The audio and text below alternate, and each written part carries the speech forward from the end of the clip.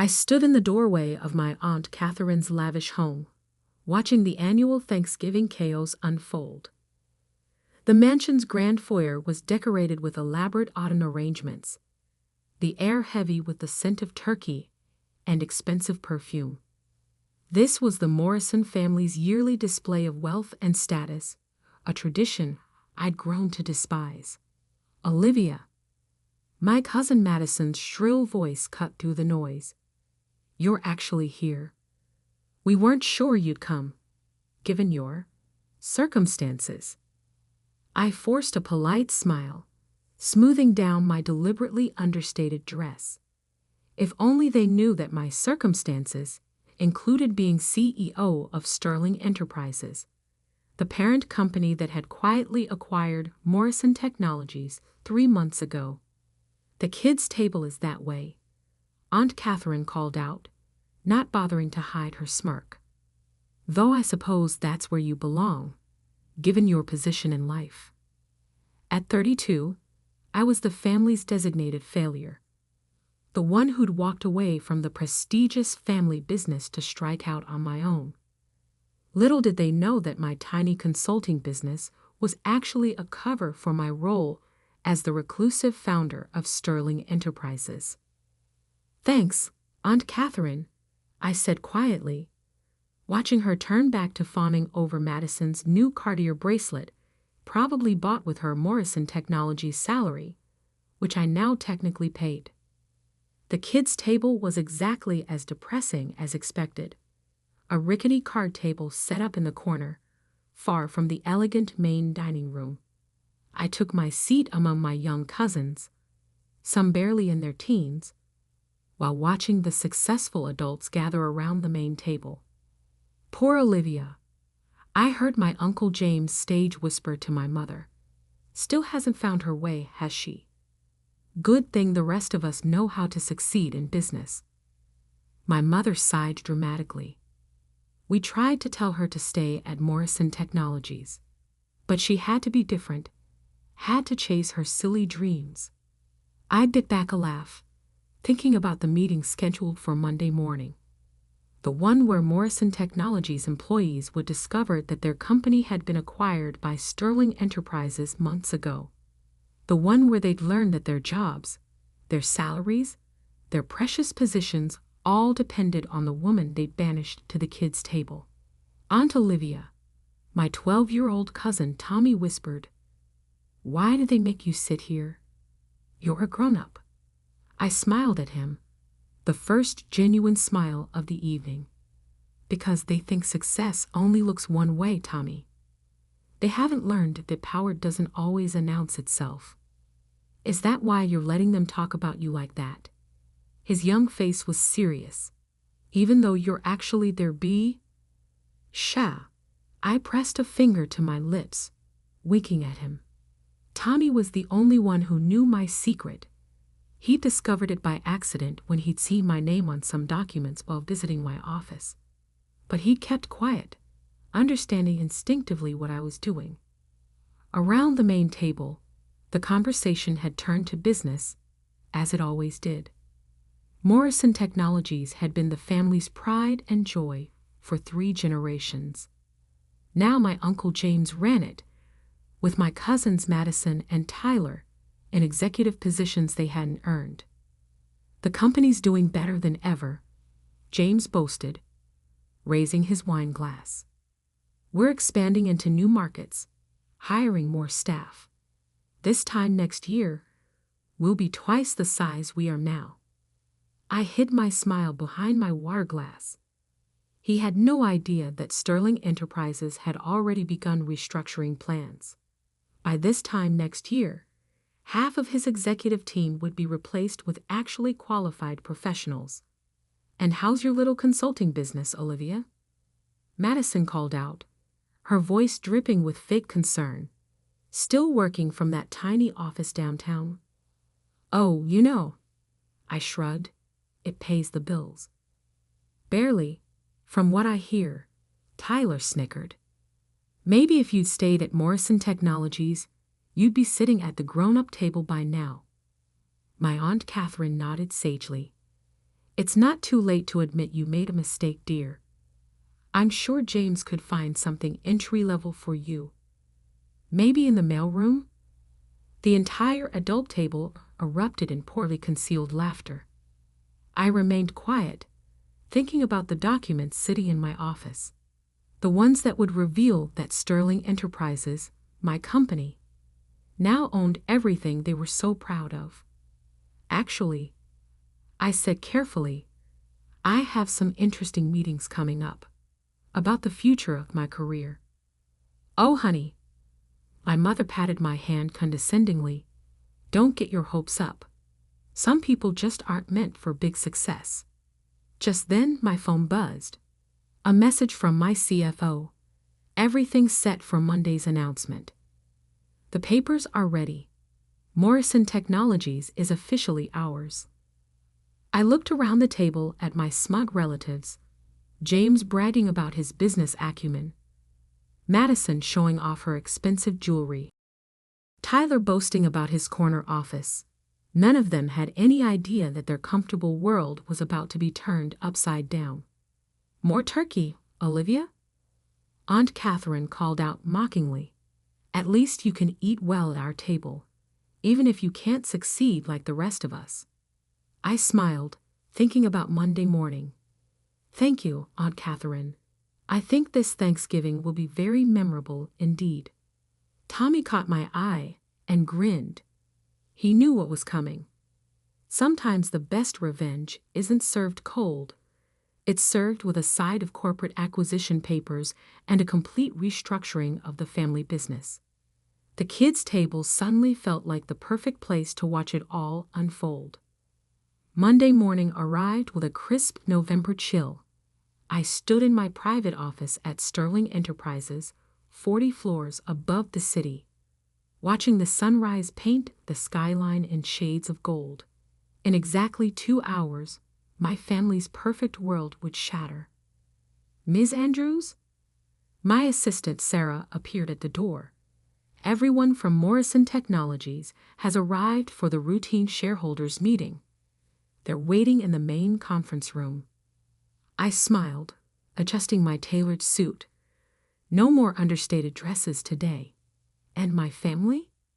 Your Uncle James is complaining about having to come to Sterling Enterprises. He's saying it's beneath him to meet with, and I quote, some faceless corporation that probably doesn't understand our family values. Perfect. I checked my reflection in the window. Is everything ready? Sarah nodded, a slight smile playing at her lips. She'd been with me since the beginning, watching me build Sterling Enterprises while my family mocked my supposed failure. Security is in place. The papers are ready, and the cameras are set up to capture every reaction. Then let's not keep them waiting. The conference room was a sight to behold. Through the glass walls, I could see my family seated around the massive table, James at the head, naturally, with Madison and Tyler flanking him. My mother sat nearby, probably already planning how to brag about this meeting at her next social gathering. They have no idea you're coming, Sarah whispered. Your uncle's been demanding to meet with Mr. Sterling for the past hour. I straightened my shoulders. Well, let's not disappoint him. The room fell silent as I walked in, my heels clicking against the marble floor. For a moment, no one recognized me. They were too busy looking for the male CEO they'd expected. Then Madison's eyes widened. Olivia? What are you doing here? This is a private meeting. Is it? I moved to the head of the table, directly opposite Uncle James. I think you'll find I have every right to be here. Now see here, James began, his face reddening. We're here to meet with Sterling Enterprises CEO. Run along and play with your little consulting business. I sat down, placing a thick folder on the table. Oh, but Uncle James, I am Sterling Enterprises CEO. In fact, I own it. And as of 3 months ago, I own Morrison Technologies too. The silence that followed was deafening. I could hear the soft whir of the cameras capturing every shocked expression, every moment of dawning horror. That's impossible, Tyler stammered. Morrison Technologies is a family company. Yes, I agreed pleasantly. And it still is. Just not your family anymore. I opened the folder and began distributing documents. These papers confirmed Sterling Enterprises' acquisition of Morrison Technologies, completed 3 months ago through a series of shell corporations. You all signed off on it, though you were too busy congratulating yourselves to read the fine print. My mother's face had gone pale.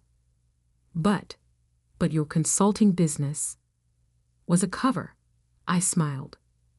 While you were all mocking my tiny office downtown, I was building one of the largest corporate consulting firms in the country. The office you laughed at was just for show. Madison grabbed the papers with trembling hands. This can't be legal. Daddy, do something. James was frantically flipping through the documents, his face growing paler by the second. These are legitimate. We work for Olivia now. Not exactly. I leaned back in my chair. You see, I've been reviewing the company's performance, specifically the executive team's qualifications. It's interesting how many positions were filled based on family connections rather than merit. The color drained from Tyler's face. What are you saying? I'm saying that effective immediately, there will be some changes in management, starting with the executive team.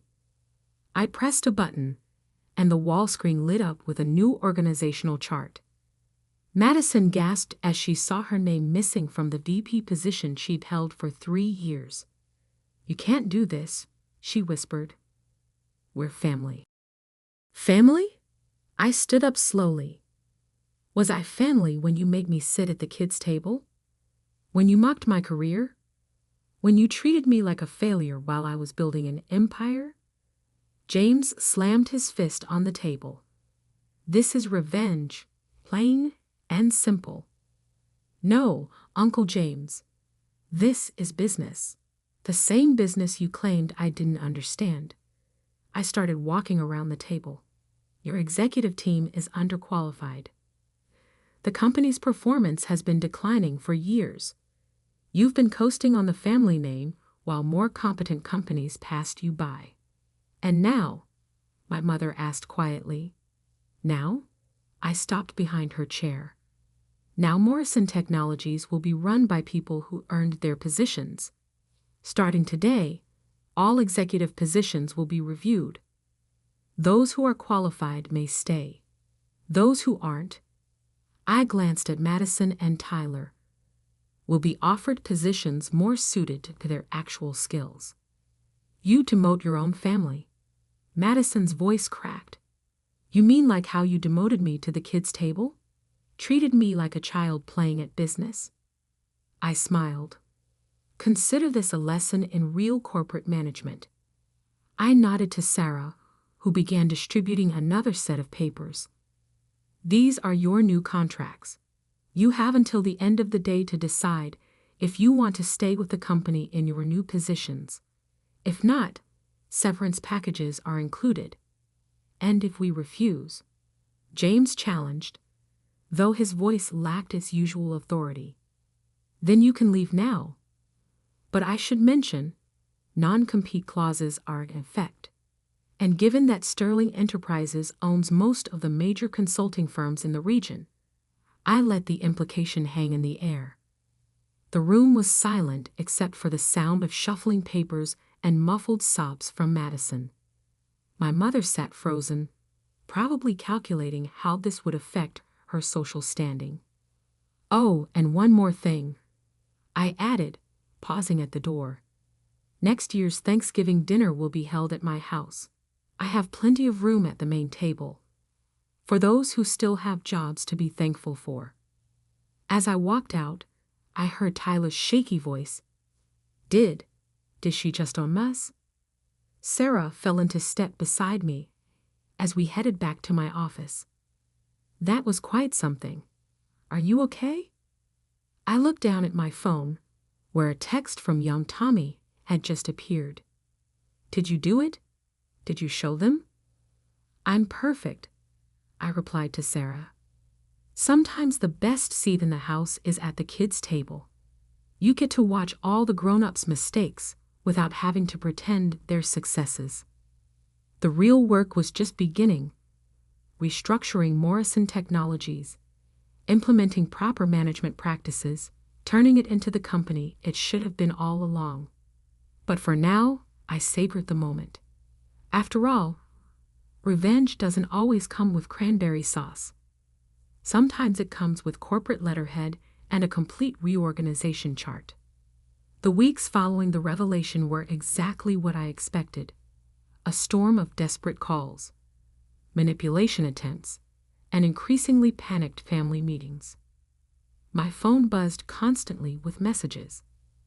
Olivia, darling, we need to discuss this as a family.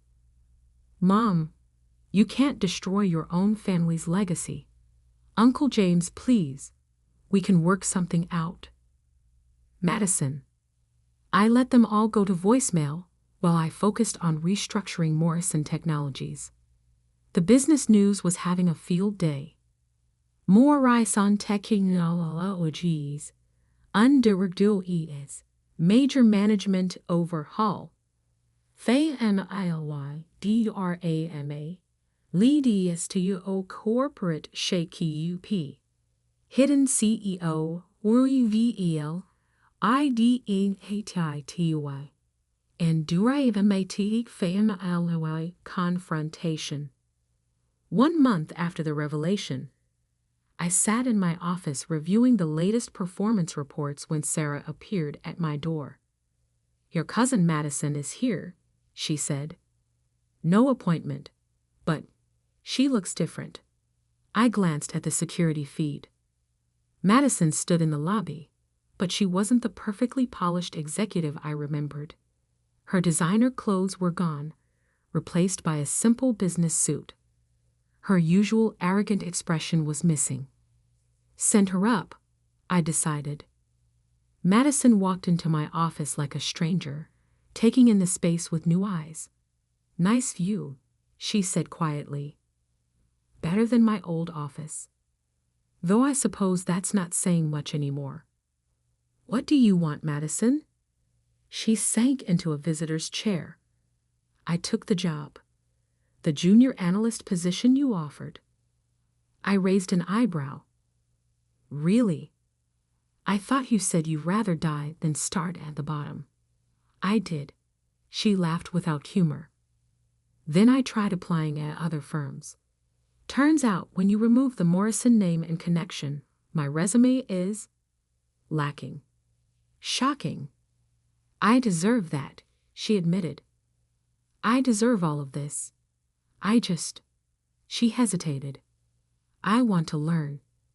Actually learn, not just coast by on the family name. I studied her carefully. Why should I believe you? Because you were right. Her voice cracked slightly. About everything. About earning our positions. About real business skills. I've been reading the company reports since you took over. Our performance has improved more in 1 month than in the last 3 years under Dad. Speaking of Uncle James, I leaned back in my chair. How is he handling early retirement? Madison grimaced. Not well. He's drinking a lot, talking about family betrayal. Mom's social circle is in shambles. Turns out people aren't so impressed by our name anymore. And Tyler? Took the severance package. Said he'd rather start fresh somewhere else than work his way up here. She paused. He's having trouble finding anything above entry level. I nodded, unsurprised. That's what happens when your only qualification is your last name. I know that now. Madison looked down at her hands. I've been thinking about Thanksgiving. About all the times we made you sit at the kids' table, treated you like you were beneath us. We were so busy looking down on you that we didn't see you rising above us." Just then, my office door burst open. Uncle James stumbled in, ignoring Sarah's protests. The smell of expensive scotch wafted in with him. "You," he slurred, pointing at me. "You destroyed everything." "No, Uncle James." I remained seated, watching him sway. "You destroyed everything. Years of nepotism, of prioritizing family connections over competence. I just exposed it." "We're blood," he shouted. "That used to mean something. It still does." I stood up slowly. "But blood doesn't qualify you to run a company. Skill does. Experience does. Actually knowing what you're doing does." "James." My mother's voice cut through as she rushed in after him. "Stop making a scene." I almost laughed at her instinctive concern for appearances. "Still worried about the family image, Mom. Even now." She deflated slightly, looking suddenly older.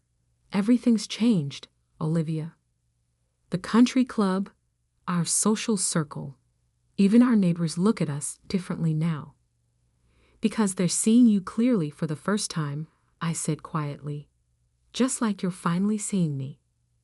Madison stood up. "Dad, you're embarrassing yourself. This isn't helping anything." James turned on her. "You, working as a junior analyst, a Morrison, starting at the bottom."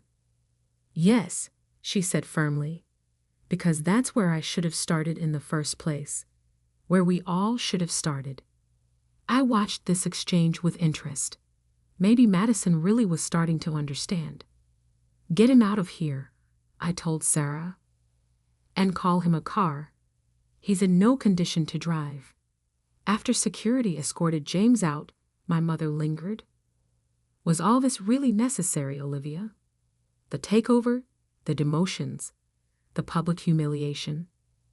Was it necessary to treat me like a failure for 10 years? I countered. "To mock my career, belittle my choices, make me sit at the kids' table while you all congratulated yourselves on success you hadn't earned?" She had no answer for that. "The company is doing better now," I continued. "Real executives in leadership positions, actual qualifications required for promotion. If you don't believe me, check the quarterly reports." "And the family?" she asked quietly. "That depends on you. All of you. I didn't do this for revenge. I did it because it was good business. What happens next is up to you." After they left, I stood at my window, watching the city lights flicker on as dusk fell. My phone buzzed with a message from Tommy. "Hey, Aunt Olivia. Mom says I can come work at your office after school sometimes. She says I need to learn business the right way. Is that okay?" I smiled, thinking about the next generation of the Morrison family. Maybe some good would come from all this after all. 1 year later, I hosted Thanksgiving dinner at my penthouse. The table settings were elegant, but not ostentatious. Success doesn't need to shout to be heard. Madison was there, having earned a promotion to senior analyst through actual hard work. Tommy came too, proud to show off what he'd learned during his after-school office visits. Even my mother attended, though she was quieter now, more thoughtful. Uncle James and Tyler didn't come. Some people can't accept change, can't admit their mistakes. But those who could, those who were willing to learn and grow, found their places at my table. "You know what I'm thankful for," Madison said during dinner? "Second chances. And learning what real success looks like." I raised my glass, thinking about how far we'd come. "To real success," I toasted, "and to earning your seat at the table." Tommy grinned at me from across the table. "No kids' table this year, Aunt Olivia?" "No," I smiled back. "Just one table. For people who understand that true worth isn't in your name or your connections, it's in what you build for yourself. And that, more than any corporate takeover or family drama, was the real victory. Sometimes the best revenge isn't in destroying what others built, it's in building something better yourself.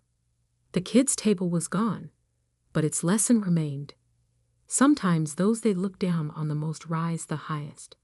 And sometimes the best view of success comes from starting at the bottom. As for the Morrison family legacy, it's stronger than ever, just not in the way they expected.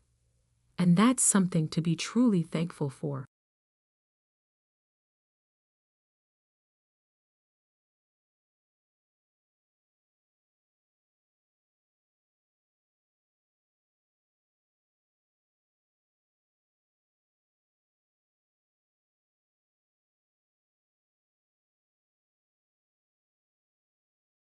The text message from my mother arrived 3 days before Christmas, just as I was finishing up a major acquisition deal in my office. Emma, darling, about Christmas dinner. Perhaps it's better if you don't come this year. Your sister Olivia is bringing her new fiancé. He's a state senator, you know, and we need to maintain a certain image. You understand, right? Love, Mom. I stared at my phone, feeling that familiar ache in my chest. Even after all these years, after everything I'd accomplished, I was still the family disappointment. Sitting in my corner office on the 47th floor of the Astor building, overlooking the Manhattan skyline, I couldn't help but laugh at the irony. My mother had no idea that the struggling consultant she was so ashamed of was actually the CEO of Summit Industries, one of the largest consulting firms in North America. Miss Parker? My assistant Sarah's voice came through the intercom. The board is ready for the global tech acquisition call. Thank you, Sarah. I straightened my designer suit. Not that anyone in my family would recognize it as such. They still thought I shopped at discount stores. As I prepared for the call, my mind drifted back to where this all began. 10 years ago, I had stood in our family's living room, trying to explain my decision to leave my prestigious junior analyst position at my father's company. "You're throwing away everything we built for you," Dad had shouted, his face red with anger. "And for what? To start your own business? Don't be ridiculous." My sister Olivia had sat on the expensive leather couch, smirking. She was already a rising star at Parker Financial, our father's company, following the path that had been laid out for her since birth. "Emma's always been the rebellious one," she'd said with fake sympathy. "She just doesn't understand how the real business world works." Oh, how wrong they'd been. While they thought I was struggling with a small consulting practice, I was actually building Summit Industries from the ground up. I worked 18-hour days, sacrificed every comfort, and poured every penny I had into my company. And now, Summit Industries was worth billions, though we operated so quietly that most people had no idea who owned us, including my family, including Parker Financial. A knock on my office door interrupted my thoughts. "Miss Parker?" Sarah entered with a stack of documents. "The final contracts from Parker Financial just arrived. They're ready for your signature." Ah, yes, the contract. The delicious irony of it all. Parker Financial, my father's pride and joy, had been desperately trying to secure a partnership with Summit Industries for months. They had no idea they were essentially begging for their prodigal daughter's approval. I picked up my phone and reread my mother's text. Need to maintain a certain image. My laptop pinged with a new email from Olivia. "Emma, heard Mom texted you about Christmas. Don't take it personally. You know how important appearances are to her. Besides, Senator Richards is very particular about the company he keeps. It's really better this way. Maybe once you've made something of yourself, you can join us again. Live. I set my phone down and looked at the stack of contracts on my desk. The partnership would be worth millions to Parker Financial. They were counting on it to fund their expansion into international markets. My father had been bragging about it for weeks, according to my sources, and all it needed was my signature. Sarah appeared in the doorway again. Your father's on line 1. He wants to discuss the contract signing ceremony. I picked up the phone, adopting the professionally distant tone I always used when dealing with Parker Financial. Emma Mitchell speaking. I used my mother's maiden name in business specifically to avoid detection. Ms. Mitchell. My father's voice was eager, ingratiating, so different from the dismissive tone he used with his younger daughter. I just wanted to confirm everything's set for the signing ceremony tomorrow. This partnership means everything to our company. I thought about Christmas dinner, about Olivia's smug email, about years of being treated like a failure. Actually, Mr. Parker, I said smoothly, I've been reviewing the contracts and I have some concerns. Concerns? I could hear the panic creeping into his voice. What concerns? Everything was approved by your board. Things change, I replied. Perhaps we should discuss this in person. Why don't you bring your family to the signing ceremony tomorrow? After all, Parker Financial is a family company, isn't it? Yes, of course. I'll bring everyone. My wife, my daughter Olivia. All your daughters. I corrected him firmly. Oh, his voice dimmed slightly. Well, Emma's not really involved in the business. All your daughters, Mr. Parker, I repeated, or there will be no signing ceremony. After he agreed and hung up, I sat back in my chair, gazing out at the city lights. Tomorrow, my family would walk into my office expecting to meet the mysterious CEO of Summit Industries. Instead, they would come face to face with their greatest disappointment. Sarah appeared one last time. Shall I prepare the conference room for tomorrow's event? I smiled, fingering the contract papers on my desk. Yes, and Sarah? Make sure the photographers are ready. I want to capture every moment when they realize exactly who they've been dealing with. As night fell over Manhattan, I stayed in my office, planning every detail of tomorrow's revelation. My family wanted to maintain a certain image. Well, they were about to learn what real success looked like, and Christmas dinner would never be the same again. The morning of the contract signing, I arrived at the office 2 hours early. The conference room on the 47th floor had been meticulously prepared. Fresh flowers arranged on gleaming mahogany tables, elegant place cards marking each seat, floor-to-ceiling windows offering a stunning view of Manhattan's skyline. Your family just arrived in the lobby, Sarah informed me, her expression carefully neutral.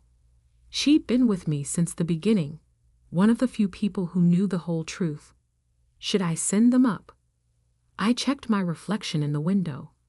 Gone was the deliberately understated clothing I wore around my family.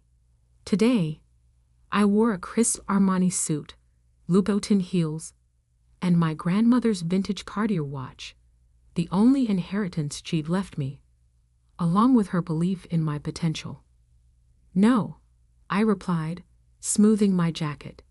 Had them wait. I want to make an entrance. 20 minutes later, I stood in my private elevator, watching the floor numbers tick upward. My phone buzzed. Another text from my mother. Emma, where are you? Your father says it's crucial you attend this meeting. Don't embarrass us by being late. I smiled, slipping the phone back into my pocket as the elevator doors opened. Through the glass walls of the conference room, I could see them all. My father pacing nervously, my mother fixing Olivia's already perfect hair, and my sister preening in her reflection, probably rehearsing her most ingratiating smile for the mysterious CEO. Senator Richards, Olivia's fiancé, sat examining the contract papers with an expression of barely concealed boredom. He'd never met me. Olivia had made sure of that, but he was about to. I nodded to Sarah, who opened the conference room doors. "Ladies and gentlemen," she announced, "Ms. Emma Mitchell, CEO of Summit Industries." The silence that followed was absolute. I could hear the soft hum of the air conditioning as I walked into the room, my heels clicking deliberately against the marble floor. My mother's champagne glass slipped from her fingers, shattering on the polished table. My father's face had gone from red to white in seconds. But it was Olivia's expression that I would remember forever. Pure, unadulterated shock as her carefully constructed world of superiority crumbled around her. "Hello, family," I said calmly, taking my seat at the head of the table. "Shall we begin?" This is impossible," my father stammered. "You're a small-time consultant." "Am I?" I opened the folder in front of me. Interesting. Because according to these documents, I'm the CEO of the company you've been desperately trying to partner with for the past 6 months. The senator cleared his throat, looking between me and his shell-shocked fiancée. "I'm sorry. What exactly is happening here?" "Oh, forgive my sister's rudeness." I smiled sweetly at Olivia. She should have introduced us at Christmas dinner. But wait, I wasn't invited, was I? Something about maintaining a certain image. My mother found her voice. "Emma, darling, there's been a terrible misunderstanding." "Has there?" I cut her off, my voice sharp. "Let's review, shall we?" I'd pressed a button on the conference table, and the wall screen lit up with a series of emails and text messages. Here's you telling me I'm not successful enough to attend family gatherings. Here's Olivia suggesting I'm an embarrassment to the family name. And here, I paused for effect, is Dad practically begging for this partnership, completely unaware he was negotiating with his disappointing younger daughter. The silence in the room was deafening. Sarah quietly distributed copies of the contract, or rather, what remained of it. My father flipped through the pages frantically. These aren't the same terms we discussed." "No," I agree pleasantly. "They're not. You see, I've had time to reconsider this partnership. In fact, I've had years to consider exactly how I wanted this moment to play out." Olivia, finally finding her voice, leaned forward. "You can't do this. Daddy's been planning this expansion for months. The board is counting on it." I turned to her, letting my smile fade. "You mean like how I counted on my family's support when I was building my company from nothing? Like how I counted on being treated with basic respect at family gatherings?" "That was different," my mother protested weakly. "We were just trying to protect you from disappointment." "No," I cut her off. "You were protecting your image, your precious social standing. Well, congratulations. You've succeeded in creating exactly the image you wanted. The whole business world will know exactly who the Parkers are after today." I stood up, smoothing my jacket. "The partnership deal is off. Summit Industries will be acquiring Global Tech directly, which, as I'm sure Dad has realized by now, will effectively block Parker Financial from expanding into the international market." My father slumped in his chair, the full implications hitting him. Without this partnership, without the expansion it would have funded, Parker Financial would remain exactly what it was, a mid-sized regional firm, forever in the shadow of Summit Industries. You can't do this, he whispered. We're family. I paused at the door, turning back one last time. Family? That's interesting. Because according to the text messages I received yesterday, I'm not successful enough to be part of this family. I wonder. I pretended to think for a moment. Will I be successful enough for Christmas dinner now? The silence that followed me out was deafening. Through the glass walls, I could see my mother dabbing at her eyes with an expensive handkerchief, my father staring blankly at the contract papers, and Olivia, perfect, successful Olivia, slumped in her chair, her carefully constructed world lying in pieces around her. Sarah fell into step beside me as I walked back to my office. That was quite a show, she said quietly. Are you okay?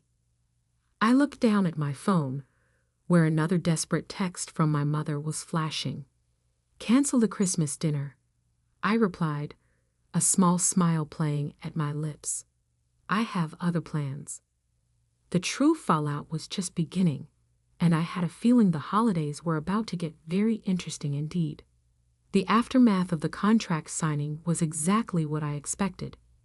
A hurricane of desperate calls, manipulative messages, and increasingly panicked attempts at reconciliation.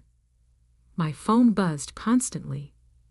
Emma, sweetheart, we need to talk about this as a family. Mom, you're destroying everything I built. Dad, can't we discuss this like rational business people? Olivia. I ignored them all while Summit Industries proceeded with the Global Tech acquisition. Without the partnership, Parker Financial's stock price began to drop. The business news was ruthless. Parker Financial, Lois ESCRUCYAL, Uncanny HI. BUHG, Summit Industries.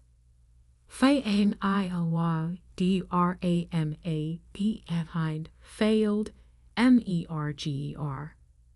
Parker stock PLUNET as international expansion PANSEOLNATS. 1 week after the failed signing, I sat in my office reviewing the latest acquisition reports when Sarah appeared at my door. Your sister's here again, she said. 3rd time this week, but this time she's alone. No senator fiancé. I glanced at the security feed on my laptop. Olivia stood in the lobby, but something was different. Gone was her usual perfectly polished appearance. She looked tired. Send her up, I said after a moment's consideration. Olivia walked into my office like a stranger, her eyes taking in the expansive space, the view, the clear symbols of success she'd never noticed in her failing sister. Nice office, she said quietly. Bigger than mine at Parker Financial. Though I suppose that's not saying much anymore. What do you want, Olivia? She sank into one of the visitor chairs. Senator Richards called off the engagement. I raised an eyebrow. Really? The perfect power couple didn't survive a little financial setback. He said he couldn't be associated with a failing family business. She laughed bitterly. Apparently, I'm not successful enough for his image. The irony wasn't lost on either of us. Dad's drinking again, she continued. The board is questioning his leadership. Mom's social circle is buzzing with gossip. Everything's falling apart. And it's all because of me? I interrupted.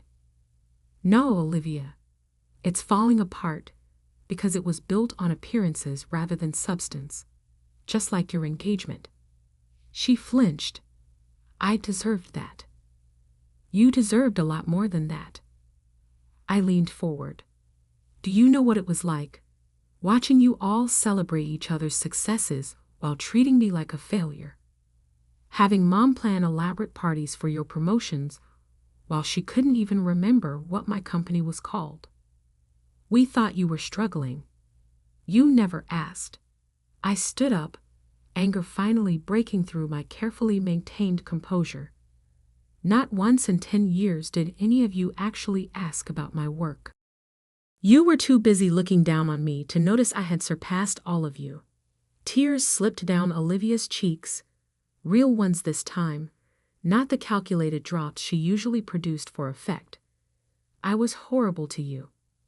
Yes, you were. Can you ever forgive me? I studied her for a long moment. Forgiveness isn't the issue, Olivia. Trust is, and trust has to be earned. Just then, my office door burst open. My parents rushed in, ignoring Sarah's protests. Emma. My father's voice boomed, though it lacked its usual authority. This has gone far enough. You've made your point. Hi. I remained seated, watching them. At what point would that be? That you're successful, my mother said quickly. That we were wrong about you. We understand now, darling. You can stop punishing us. I laughed, but there was no humor in it. You think this is about punishment? About proving my success? I stood up, walking to the window. This is about consequences, about finally showing you that your actions, your dismissal, your condescension, your casual cruelty, have real effects. We're your parents, my father said, his voice breaking slightly. Everything we did was to protect you. No, I turned back to face them. Everything you did was to protect your image. Well, congratulations. Your image is now exactly what you've made it. A failing company, a broken engagement, and a family in crisis. What do you want from us? Olivia asked quietly. Want? I considered the question. I wanted your support when I was building my company. I wanted your respect when I succeeded. I wanted to be treated like a daughter instead of an embarrassment. I paused. But now, I don't want anything from you. My mother began to cry, but I'd seen too many of her performances to be moved. Please, Emma, it's almost Christmas. Ah, yes, Christmas. I smiled coldly. The dinner I wasn't successful enough to attend. Tell me, do you still need to maintain a certain image for the senator? Or has that requirement changed now that he's abandoned ship? My father stepped forward. Name your price. Whatever you want. Board seats. Shares in Parker Financial. You still don't get it, do you? I shook my head. I don't want anything you have. Summit Industries is worth more than Parker Financial could ever be. What I wanted was a family who valued me for who I am, not what I could offer them. I pressed a button on my desk, and Sarah appeared instantly. Please show them out, and have security update the no-entry list. Emma, please. My mother tried one last time. We can fix this. No, Mom. You can't fix 10 years of dismissal and disrespect with one tearful apology. Actions have consequences. Consider this your lesson in real business. After they left, I sat in my office as darkness fell over the city. My phone buzzed with a message, not from my family this time, but from my grandmother's old friend Margaret, who had supported me when I was first starting Summit Industries. Heard about what happened with your family. Your grandmother would be proud. Christmas dinner at my place this year? I smiled, feeling a weight lift from my shoulders. Sometimes family isn't about blood. It's about who believes in you when no one else does. The next morning, I called a board meeting at Summit Industries. It was time to announce our next major move, a complete overhaul of the consulting industry, starting with the acquisition of several regional firms. Parker Financial wasn't on the list. As I stood before my board, outlining our expansion plans, I thought about my family's Christmas dinner, happening without me. They would sit around their expensive table, picking at their perfect meal, trying to maintain their precious image. Meanwhile, I would be building something real, something lasting, not just a successful company, but a life where I never had to pretend to be less than I am. A week later, a small package arrived at my office. Inside was my grandmother's old business card holder, with a note from Margaret. She always said you'd outshine them all. Looks like she was right. I placed the card holder on my desk, a reminder that success isn't about who accepts you at your peak, but who believed in you from the beginning.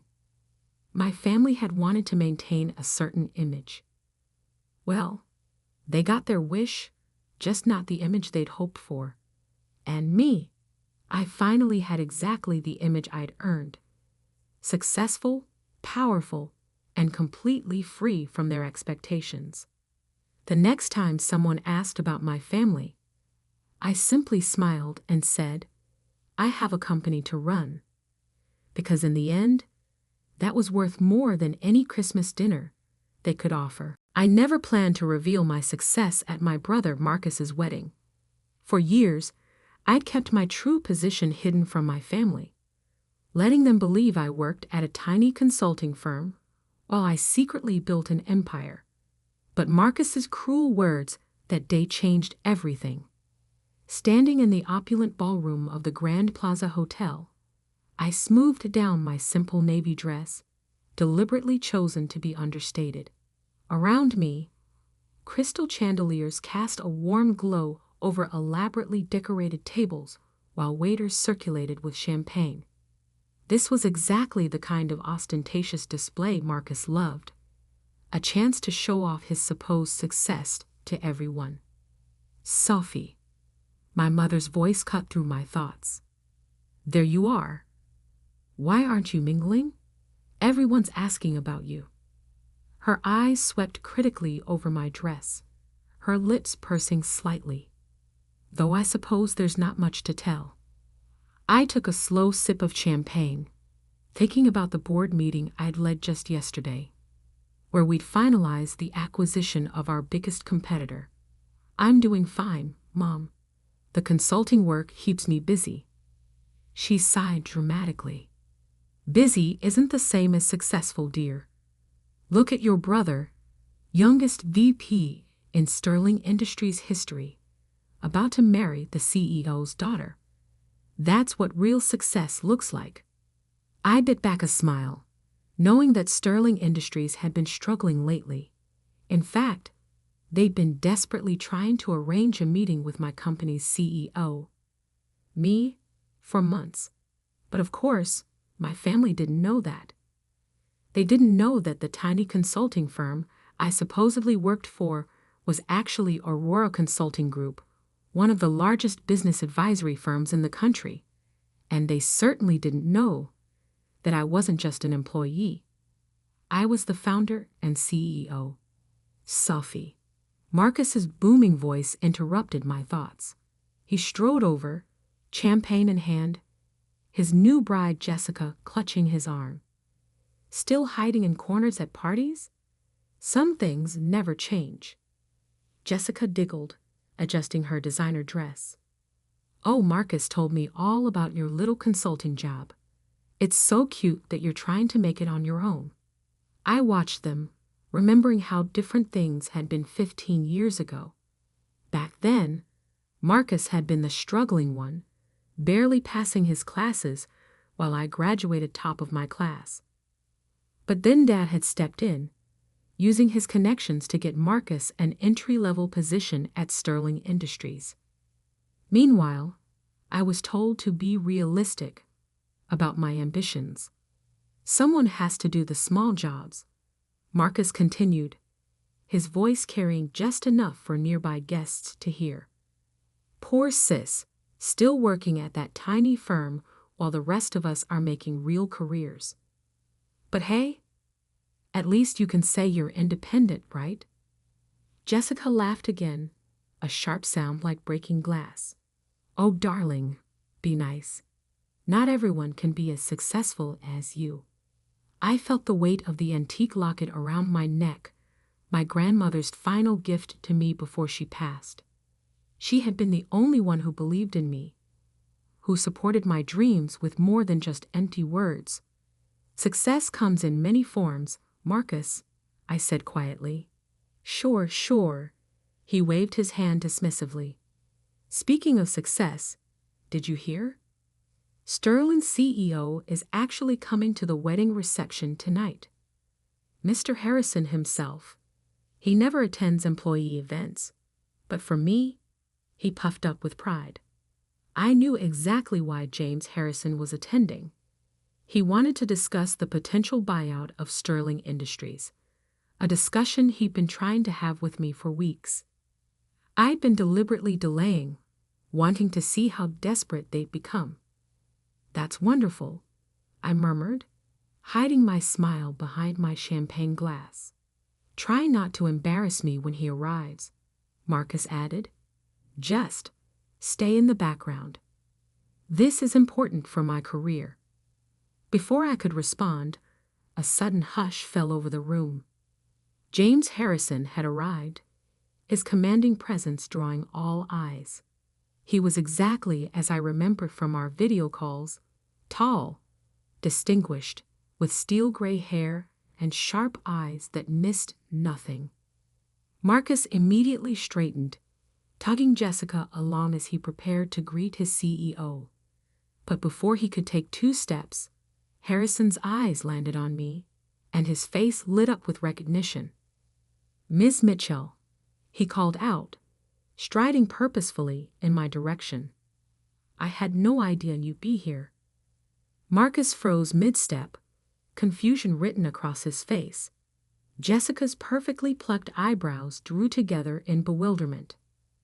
Mom, Harrison continued as he reached me, extending his hand respectfully. We've been trying to arrange a meeting for weeks. I didn't expect to run into you at an employee's wedding. I could feel Marcus's eyes boring into me as I shook Harrison's hand. Hello, James. Surprised to see me here. Why wouldn't I be? It's not every day you run into the CEO of Aurora Consulting at a company wedding. He glanced at Marcus, then back to me. Realization dawning in his eyes. Unless... Wait, is Marcus my brother? I confirmed, allowing myself a small smile as I watched the color drain from Marcus's face. Though he didn't know about my position until just now. The silence that followed was deafening. I could see my mother's hand trembling as she clutched her champagne glass, my father's jaw hanging open in shock. But it was Marcus's expression that truly captured the moment, a mixture of disbelief, embarrassment, and dawning horror as he realized he'd just spent the last hour mocking his boss's boss's boss. James Harrison looked between us, clearly trying to process this revelation. Your brother? But he said his sister worked at a small local consulting firm. That's what they all thought, I said, my voice carrying clearly in the stunned silence. I never corrected them. Jessica's wine glass slipped from her fingers, shattering on the marble floor. The sound seemed to break the spell of silence, and suddenly everyone was talking at once. But I kept my eyes on Marcus, watching as his carefully constructed world of superiority crumbled around him. This wasn't how I'd planned to reveal my success, but as I stood there, watching my family's perception of me shatter like Jessica's wine glass, I realized that sometimes the best moments in life are the unplanned ones, and this moment? This was just the beginning. The next few minutes at the wedding reception felt like a carefully choreographed dance of chaos. My mother, always obsessed with appearances, tried desperately to salvage the situation. Sophie, darling, she gushed, suddenly appearing at my side. Why didn't you tell us about your position? I took another sip of champagne, savoring the moment. You never asked, Mom. You were all too busy celebrating Marcus's achievements to care about my little consulting job. James Harrison was still standing nearby, looking both amused and uncomfortable. Ms. Mitchell, I had no idea this was a family event for you. Perhaps we could discuss the merger. Merger? Marcus interrupted, his face shifting from shock to panic. He grabbed my arm, fingers digging in painfully. What merger? I carefully removed his hand, keeping my voice level. The one where Aurora Consulting is considering buying Sterling Industries. I turned to Harrison. Though after tonight, I'm having second thoughts about the acquisition. Marcus went pale. Jessica, his new bride, looked like she might faint. But that would make you your boss. I finished for him. Yes, it would. Interesting how life works out, isn't it? My father finally found his voice, pushing through the crowd that had gathered around us. Now wait just a minute, he blustered, his face red. You can't just come here and ruin your brother's wedding with these claims. Harrison cleared his throat. I assure you, sir, your daughter is exactly who she says she is. Aurora Consulting is the largest business advisory firm in the country, and Ms. Mitchell founded it from the ground up. We've been trying to arrange this merger for months. I watched my father's face as the truth sank in. This was the man who had told me 10 years ago that I was dreaming too big when I said I wanted to start my own company. The man who had used every connection he had to help Marcus climb the corporate ladder while telling me to be realistic about my goals. But the money, my mother stammered. All those times you said you couldn't help with family expenses. Oh, you mean like the $50,000 you borrowed from my savings for Marcus's MBA? I kept my voice calm, but I could feel years of resentment bubbling up. The money you never paid back because, and I quote, Marcus needs it more for his future. Jessica stepped forward, her wedding dress rustling. Marcus, darling, did you know about this? About her company? Of course not, he snapped, then tried to compose himself. Sophie's she's always been jealous of my success. This must be some kind of mistake. Harrison raised an eyebrow. The only mistake, Mr. Mitchell, was apparently your understanding of your sister's position in the business world. Aurora Consulting's annual revenue is more than Sterling Industries has made in the past 5 years combined. The ballroom had gone completely silent. Every guest was watching our family drama unfold like it was a live theater production. Marcus's perfect wedding was quickly becoming the talk of the corporate world, but not for the reasons he'd hoped.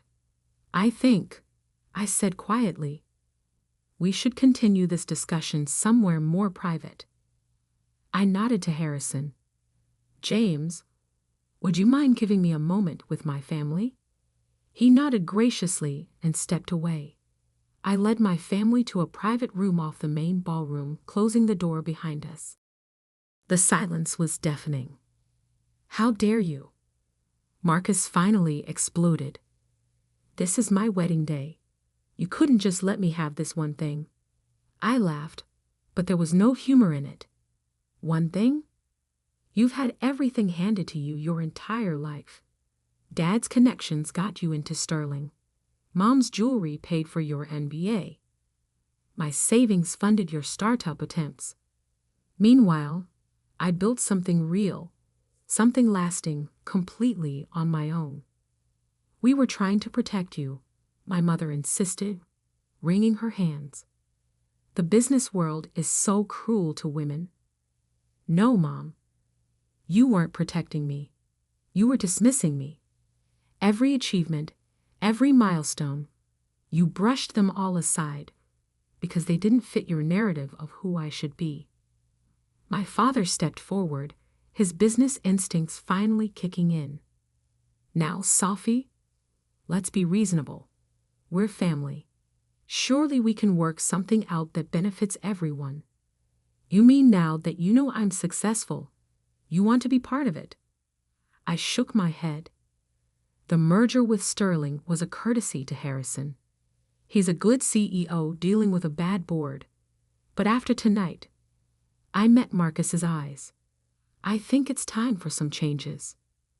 "You can't do this," Marcus whispered, his arrogance finally cracking. "My position, my future." "Your position was always built on sand, Marcus. You've lost 3 major clients this year alone. The only reason you still have a job is because of your connection to Jessica's family." I straightened my simple navy dress. "But don't worry. When Aurora acquires Sterling, we'll find a position suited to your actual qualifications." Jessica let out a small sob. "My father won't let this happen. He's on the board." "Your father," I said gently, "called me last week to make sure the merger goes through. Sterling Industries is drowning in debt, and Aurora Consulting is their only lifeline." The gravity of the situation finally seemed to hit Marcus. His legs gave out, and he sank into a nearby chair. "All this time, while we were mocking you, you were building an empire? I tried to tell you, all of you, so many times, but you never listened. You were too busy planning Marcus's next promotion, too focused on maintaining the perfect family image." I moved toward the door. "Well, now you know the truth. And things are going to change." "Sophie, please," my mother called out as I reached for the handle. "We're still family." I paused, my hand on the door. "Family?" I turned back to face them. "Family supports each other. Family listens. Family doesn't mock and dismiss and tear down. You weren't family when I was struggling. You don't get to claim family now that I'm successful."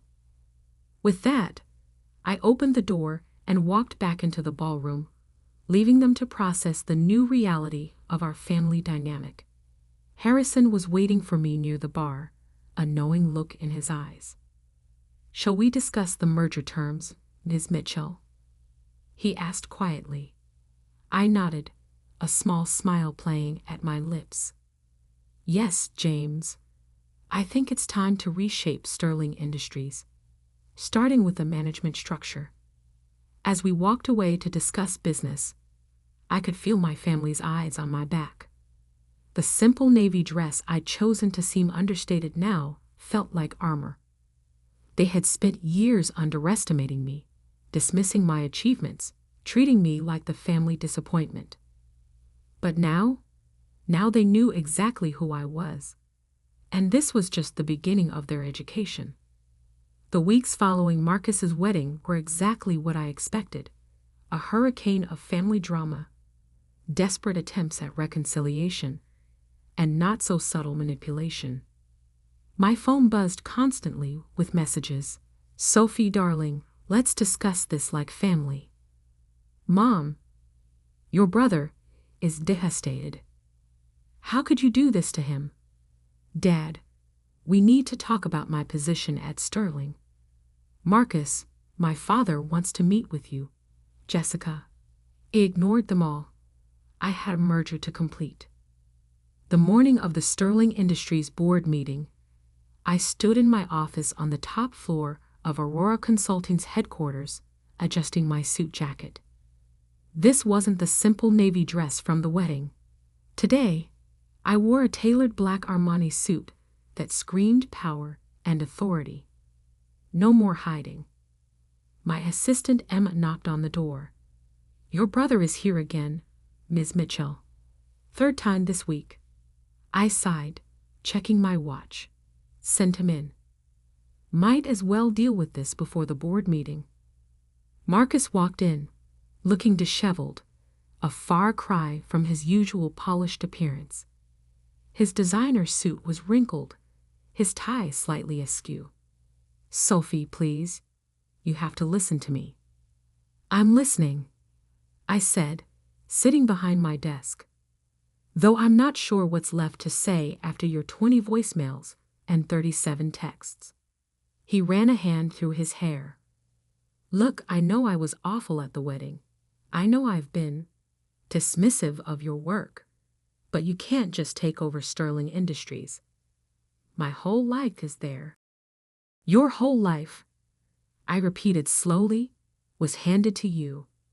Every opportunity, every promotion, every success, it was all arranged by Dad or bought with someone else's money, usually mine. That's not fair. Not fair. I stood up, placing both hands on my desk. What's not fair was using my savings for your MBA, without asking. What's not fair was mocking my tiny firm while I built an empire. What's not fair was treating me like a failure while I succeeded beyond anything you could imagine. I'm sorry, he whispered, and for the first time, I thought he might actually mean it. Sorry doesn't change the past, Marcus, and it doesn't change what's about to happen. I checked my watch again. The board meeting starts in an hour. I suggest you prepare yourself. What's going to happen to me? I sat back down, studying him. That depends on you. Aurora Consulting rewards competence, not connections. If you want to keep a position at Sterling after the merger, you'll have to earn it. Actually earn it. His face paled. You mean? Starting from the bottom. Learning the business properly. No shortcuts. No special treatment. I held up a hand as he started to protest. It's that or severance. Your choice. Just then, my office door opened again. This time, it was my parents, barging in despite Emma's protests. Sophie, my mother started, her voice quivering. We've been trying to reach you for weeks. I've been busy, I replied coolly. Running my tiny firm takes a lot of work. My father stepped forward, his face set in what I recognized as his negotiation expression. Honey, we need to talk about this rationally. You can't just destroy your brother's career over some past misunderstandings. Misunderstandings? I laughed. Is that what we're calling years of dismissal and disrespect now? We made mistakes, my mother admitted, wringing her hands. But we're family. Surely that counts for something. I opened my desk drawer and pulled out an old photo, the last family portrait we'd taken before I started Aurora Consulting. In it, I stood slightly apart from the others, wearing a simple dress while they were all in designer clothes.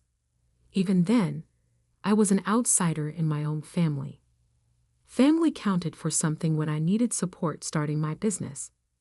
It counted when I was working 18-hour days building my company. It counted all those times you chose to celebrate Marcus's minor promotions while ignoring my major achievements. I set the photo down. But now it's just business. A knock at my door interrupted us. Emma poked her head in. Ms. Mitchell? The board is gathering. I stood up, straightening my jacket. Thank you, Emma. I'll be right there. I turned to my family. You're welcome to stay and watch the meeting on the monitors in the waiting area. I think it'll be educational. The Sterling Industries boardroom fell silent as I walked in. 15 pairs of eyes followed me to the head of the table, where James Harrison stood to greet me. Ms. Mitchell, thank you for joining us. Shall we begin?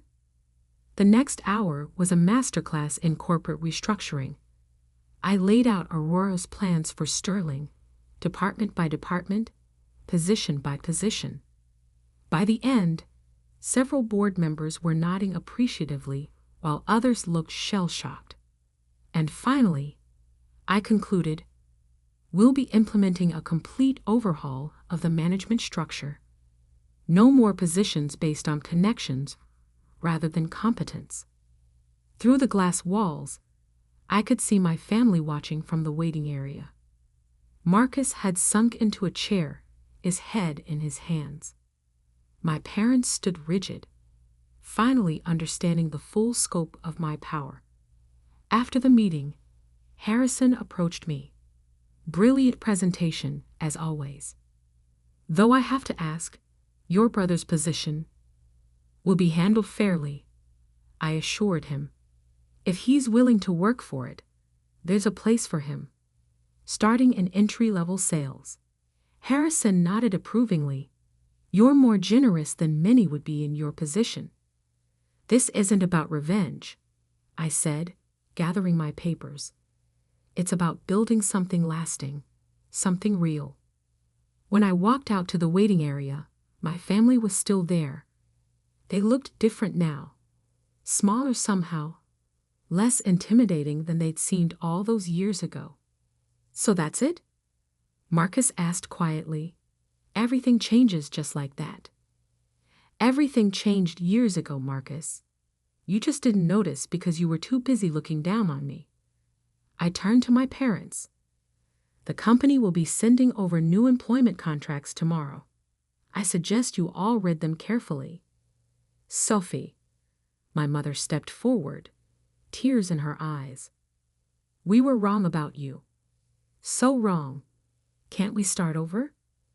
I thought about all the dinners where they'd ignored my achievements, all the family events where they treated me like an afterthought, all the times they'd prioritized Marcus's ambitions over my dreams. Starting over would mean forgetting the past, I said finally, and I don't want to forget. Those years of dismissal and disrespect taught me valuable lessons about self-reliance and determination. They made me who I am. And who are you? My father asked softly. I'm the woman who built a billion-dollar company, while you were all too busy mocking her tiny firm to notice. I'm the CEO who just acquired the company you thought was the pinnacle of success. And I'm the daughter who finally stopped seeking your approval and found her own path instead. I started walking toward the elevator, then paused and looked back. The contracts will be here tomorrow. Your choice whether to sign them or not. But either way, things will never go back to how they were.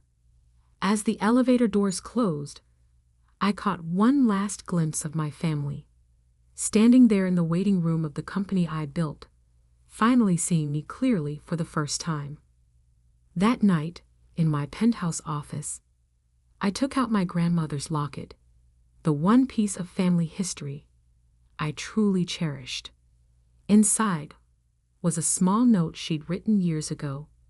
Success isn't about who believes in you at the end. It's about believing in yourself from the beginning. I smiled, thinking about how far I'd come from that overlooked daughter in the family portrait. Marcus's wedding had just been the beginning. Now everyone knew exactly who I was. Not the family disappointment, but the force that had reshaped their entire world. And somehow, that felt better than any revenge could have.